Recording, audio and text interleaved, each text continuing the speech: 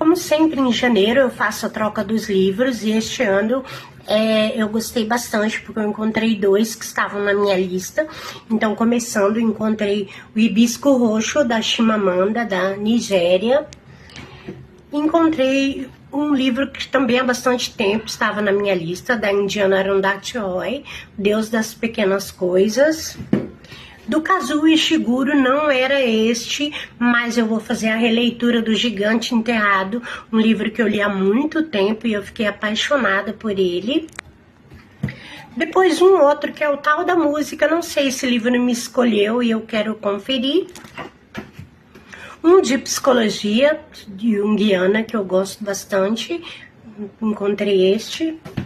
E bem no finalzinho eu acabei encontrando este aqui, de filosofia, do Ortega y Gasset. Gostei bastante, então.